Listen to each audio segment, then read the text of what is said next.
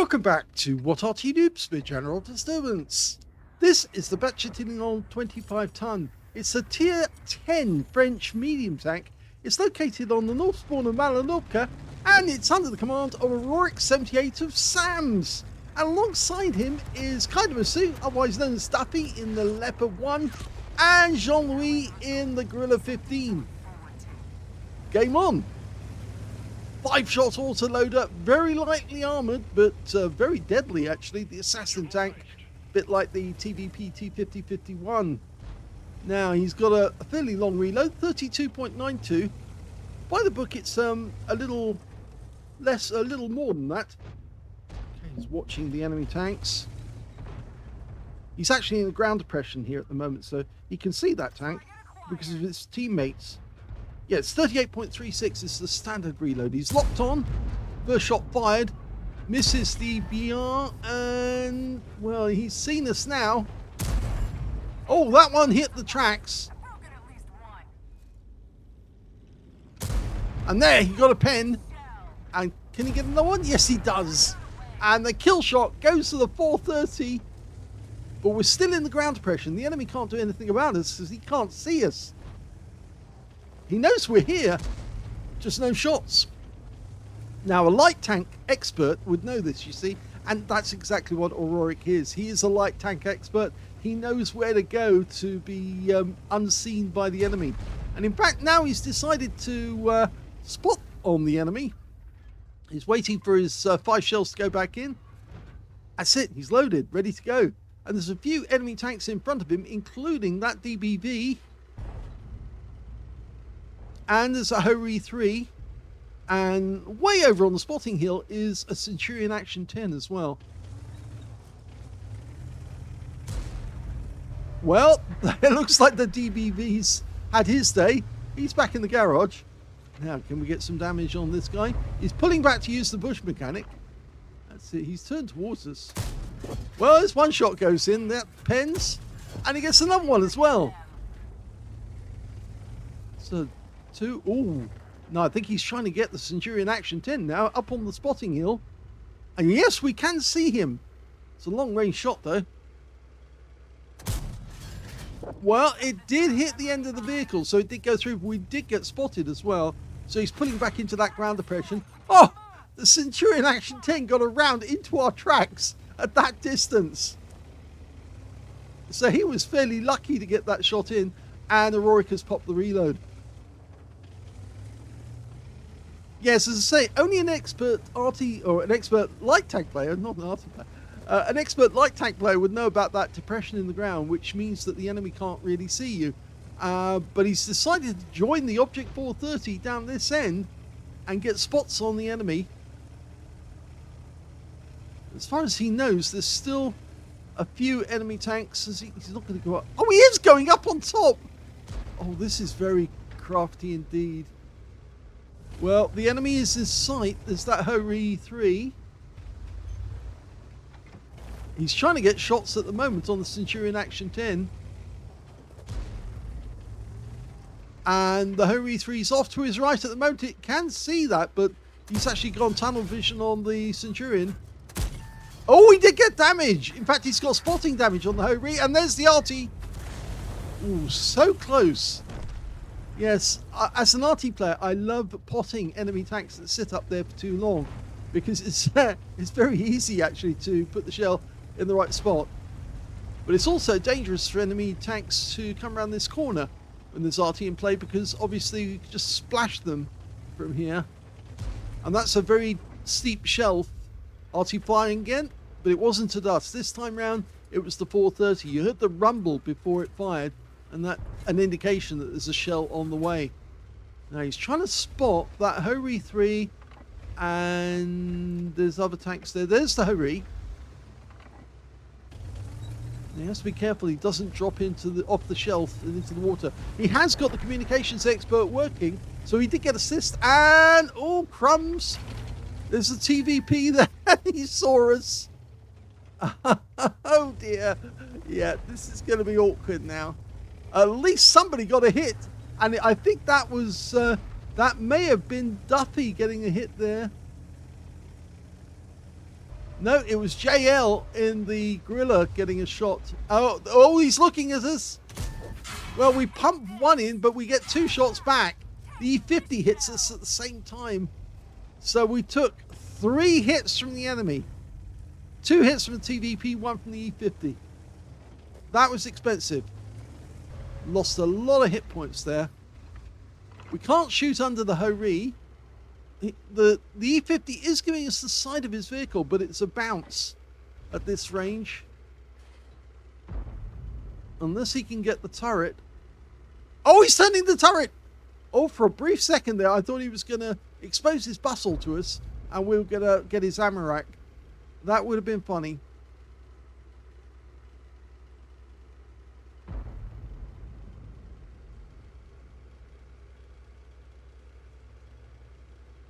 He's not moving.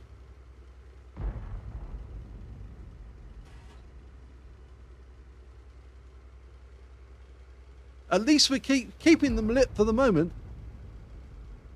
Yeru's coming down to join us. I think he's only a short distance away, but he's just north of the gap, and he probably doesn't want to get hit by the TVP or the E50. And of course, the enemy has still got a DBV-152 nearby. Of course, DBV-152 is capable of 800 alpha, so very deadly. And oh, that one whizzed past us. Now he's inching out slowly, and there's the TVP. We've got the side of the turret. Well, we fired one in, but it's the E50 that got the shot on us, and so we've lost another 399. Yeah, that was expensive. We're a one shot, I think, now, and the enemy just lost their TVP, and there goes the E50. So it's just the TVP now, and he's looking at us. Ooh, one shot left. Yeah, we did take a hit, and we got the TVP. Oh no! The object 263 got us. The TVP took all our hit points away, and then, well, him and the E50, and then finally the object 263 managed to get a kill shot on us. Oh, so sad, but it happens sometimes, even to the best players. Okay, then hopefully we're going to see the battle. Oh yes, he switched over to the Leopard. Now this is Duffy. I was going up to the Manticore. Okay, there's a GW. Oh, he's gone. In fact, there's only 2 enemies left now. A Bat Chat 155-55, and he's just died. And now it's just the remaining Object 263, the guy who killed Aurorik. And there he is. So it's a bit of payback time. Hopefully JL's going to get a shot here. Was it Duffy, isn't it? Sorry. Well, he did get a shot, and the kill shot comes in from the AMX M454, and that wins the game. Yeah, it'll clean up. Here's the end of battle stats, and that was the second-class tanker to Aurorik78 of SAMS in the Bat Châtillon 25-ton. He also managed to get a fire for effect for doing more damage than the hit points of his own vehicle, and a spotter badge for spotting at least 1,000 hit points of damage. He also got a win rate of 3,527, but he didn't survive this battle, and it's because really he kept poking out on that TVP, and that guy was sitting there waiting with his gun pointed in the right direction. Only once did he poke out, and yeah, the gun wasn't looking at him directly, but yes, he was unlucky in that sense.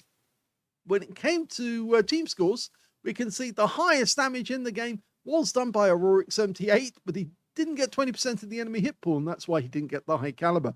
4,088 hit points of damage.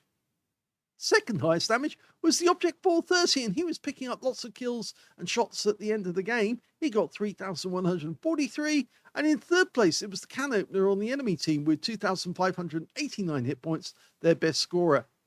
When it came to kills, though, we might as well actually mention it first. Duffy managed to get 2,801. Jean-Louis got 2,479. When it came to kills, though, we can see that the top scorers in this game were the Object 430 and the M454. Now, they were picking up kills towards the end of the game, and the stragglers, so to speak. 2 kills went to the lat strip 120, and the enemy team, well, only 5 of those actually managed to get kills, and they only got 1 apiece. Aurorik only got 1, but he did do a lot of spotting. And that's evident when it came to Masood getting, or Duffy getting 1 kill, and Jean-Louis getting 1 kill as well. But when it came to base XP, look at that, he's second. The 430 picked up 1006, and Aurorik got 1002, and in third place, it was the Namix 1390, who managed 965 with, where are they again? There they are. Okay, 641 going to Duffy and 596 going to JL. Okay, so let's have a look at detail. He fired 16 rounds, got 12 direct hits and 11 penetrations, 4,088 hit points of damage, of which 737 were at more than 300 meters. He received 7 hits from the enemy, 6 of which penetrated. The Bat Chat's got negligible armor. It was one of those French designs where they thought it was better to have an accurate tank that can move quickly and get the first shot off and then quickly retire before the enemy started firing back. Because if they didn't have any armor, then obviously they weren't going to be able to withstand it. It did get 1 non-penetration, hit the tracks. Very lucky, that one. 1 enemy vehicle spotted, 5 enemy vehicles damaged, 1 killed, and he got 3,895 hit points of spotting assist in the game. So I think you could say combined damage is 7,000, just under 8,000 combined. On a premium count, he actually made 98,975 credits from that game, including 40,000 mission completion. And he also picked up 9,018 experience points after that one as well, including a reward for completing a mission of 6,012. So a very good game in terms of the figures that he picked up afterwards. But it was a bit sad that he got wiped out by a TVP who was very reluctant to leave that position, and with good reason, because, yes, otherwise he was going to get absolutely hammered the moment he popped out.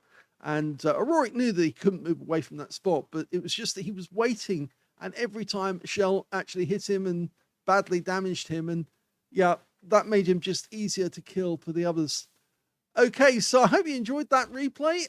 We do have more. I've got some interesting battles by Aurorik, actually featuring his favorite tank, the T92, and so I'll be featuring some of those a little later in the week. Hope you enjoyed this one. If you did, please give this video a like, and thank you for watching.